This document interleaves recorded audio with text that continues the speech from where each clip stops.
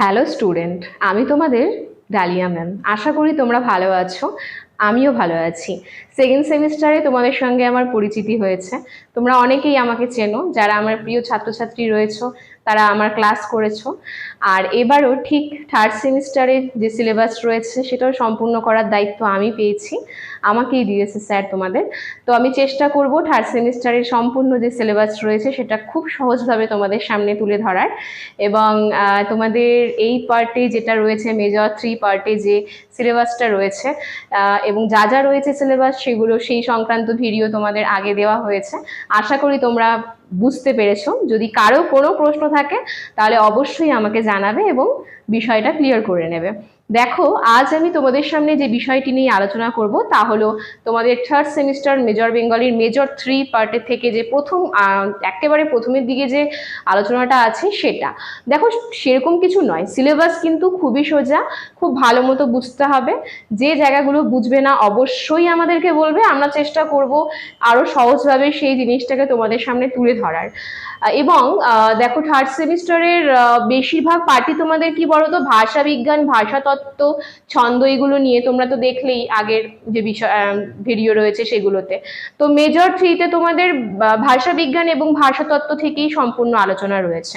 তো সেখান থেকেই আজ আমি তোমাদের সামনে আলোচনা করছি। একেবারে প্রথমের দিকের আলোচনাটা, সেটা হচ্ছে বাংলা ভাষার উৎপত্তি কি করে হয়েছিল। তোমরা এমনি সবাই জানো, যারা 11-12-এ পড়েছো, 9-10-এ ব্যাকরণ করেছো, 11-12-এ সবাই জানো যে ইন্দো ইউরোপীয় ভাষা বংশ থেকেই কিন্তু বাংলা ভাষার উৎপত্তি হয়েছে, তাই না? সবাই জানি আমরা।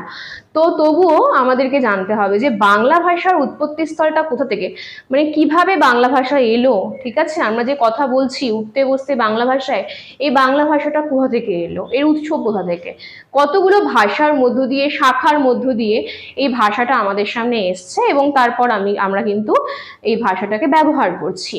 আমাদের মনের ভাষা প্রকাশ করার জন্য আমাদের বাংলা ভাষা আমরা ব্যবহার করছি। তো আজকে আমরা জেনে নেব যে বাংলা ভাষার উৎপত্তি কি করে হলো, কোন ভাষা বংশ থেকে এসছে এবং কিভাবে শাখা অনুযায়ী ভাষাটা এলো।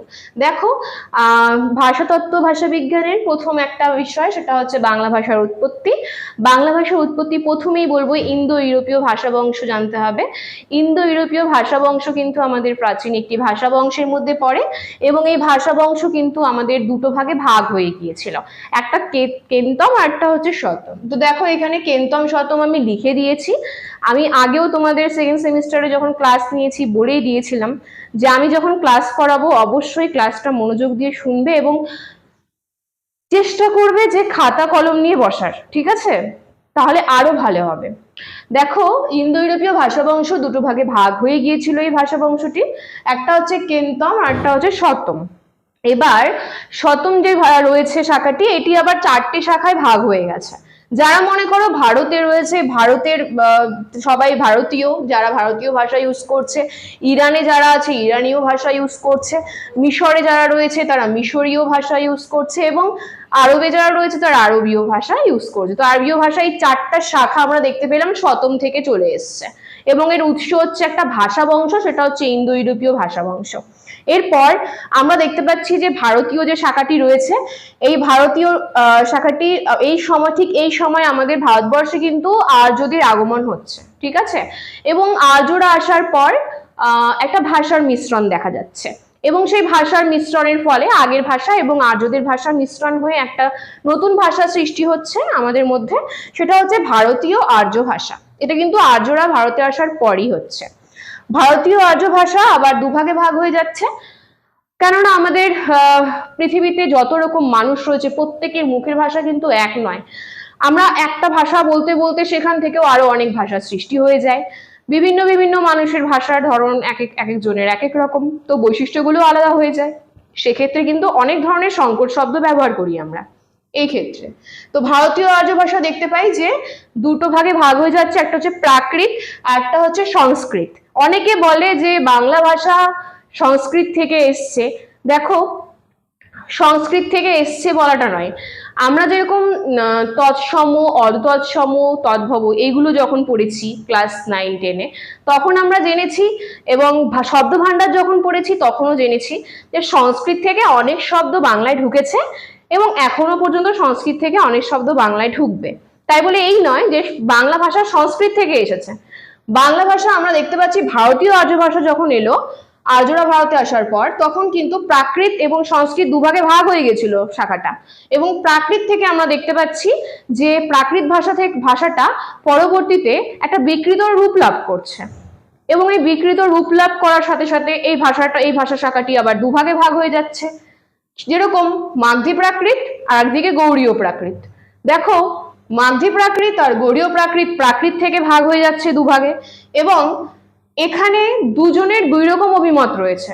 ভাষাবিজ্ঞানী আমরা জানি যে আমাদের ভাষাবিজ্ঞানে দুজন ভাষাবিজ্ঞানী রয়েছে, আমাদের খুবই পরিচিত, আমাদের শ্রেষ্ঠ ভাষাবিজ্ঞানী, একজন ডক্টর সুনীতি কুমার চট্টোপাধ্যায় আর একজন ডক্টর শহীদুল্লাহ, তো মোহাম্মদ শহীদুল্লাহ। তো দেখো, ডক্টর সুনীতি কুমার চট্টোপাধ্যায়ের মতে তিনি যে মানে তত্ত্বটা আমাদের সামনে তুলে ধরেছেন, সেটা হচ্ছে তিনি বলেছেন 10 শতকে আমাদের যে বাংলা ভাষাটা মাগধী প্রাকৃত থেকে তার জার্নি শুরু হয়েছে।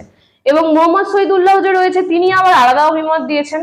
তিনি বলেছেন যে 7ম শতকে গৌড়ীয় প্রাকৃত থেকে আমাদের বাংলা ভাষার উৎপত্তি হয়েছে। তো দুজন দুরকম অভিমত দিয়েছেন, এবং সেই অনুযায়ী আমাদের বাংলা ভাষাটা দুভাবে দেখো এখানে চলে এসেছে। অপভ্রংশ মানে কিন্তু বিকৃতি, ঠিক আছে? মানে আমি যেটা বললাম যে প্রাকৃতটা কিন্তু পরবর্তীতে বিকৃত একটা রূপ লাভ করে প্রাকৃত ভাষা, যার জন্য দুভাগে ভাগ হয়ে গেছে, মাগধী প্রাকৃত এবং গৌড়ীয় প্রাকৃত। মাগধী প্রাকৃত থেকে এলো হচ্ছে মাগধী অপভ্রংশ, গৌড়ীয় প্রাকৃত থেকে এলো হচ্ছে গৌড়ীয় অপভ্রংশ। খুব সাধারণ একটা বিষয়, মনে রাখার মতন, এমন কিছু কঠিন নয়। মাগধী অপভ্রংশ এবং গৌড়ীয় অপভ্রংশ যখন দুভাগে ভাগ হয়ে গেল, ঠিক তখন মাগধী অপভ্রংশ আর গৌড়ীয় অপভ্রংশ যে ভাষা শাখা রয়েছে, সেটার মিশ্রণের মধ্য দিয়ে, মানে মিক্সড হয়ে, সংকর মিশ্র হয়ে বঙ্গ কামরূপী ভাষার সৃষ্টি হলো। এবং এই বঙ্গ কামরূপী ভাষা থেকেই কিন্তু আমাদের বাংলা ভাষার উৎপত্তি হয়েছে। বঙ্গ কামরূপী ভাষা মোটামুটি 3টে শাখায় ভাগ হয়ে গেছে, ভাষা শাখায়। সেটা হচ্ছে বাংলা, অসমিয়া এবং ওড়িয়া।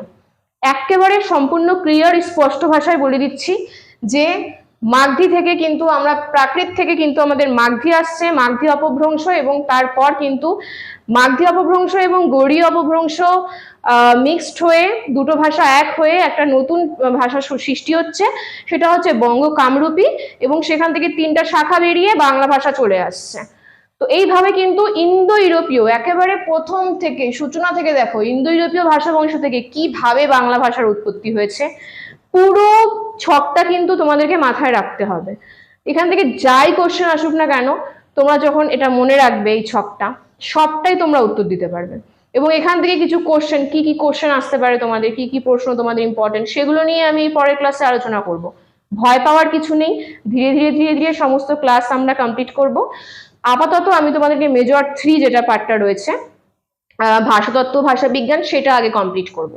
তো আজ আমি তোমাদের সঙ্গে আলোচনা করলাম ইন্দো ইউরোপীয় ভাষা বংশ থেকে বাংলা ভাষার উৎপত্তি স্থল, কিভাবে উৎপত্তি হয়েছে বাংলা ভাষার। আশা করছি তোমাদের কাছে হয়তো তোমরা বুঝতে পেরেছো। যদি কারো কোনো প্রশ্ন থাকে কমেন্ট বক্সে অবশ্যই জানাবে। এবং যেরকমটা প্রথম ভিডিওতে বলেছি, যেহেতু প্রথম ক্লাস শুরু করে দিয়েছি, একেবারেই অনেকেই হয়তো জানে না, তো তোমাদের আশেপাশে আরো অনেকে রয়েছে, বন্ধু বান্ধবী, প্রচুর ছাত্রছাত্রী রয়েছে যারা হয়তো জানেই না যে অনলাইনে এরকম ব্যবস্থা রয়েছে ক্লাসের। তো তাদেরকে একটু ইনফর্ম করে দিও, তোমাদের কাছে এটা রিকোয়েস্ট। আর আমাদের যে এই কোর্সটা রয়েছে, এই কোর্স সম্পর্কে বলা হয়েছে আগেও, আরেকবার আমি বলে দিচ্ছি তোমাদের। আমাদের এই কোর্সটা কিন্তু 6 মাসের কোর্স, যেরকম তোমরা সেকেন্ড সেমিস্টারে ক্লাস করেছো ঠিক সেরকমই 6 মাসের কোর্স। প্রথম থেকেই কিন্তু আলোচনা থেকে শুরু করে অনলাইন ক্লাস থেকে শুরু করে নোট সবকিছুই তোমাদেরকে দেওয়া হবে।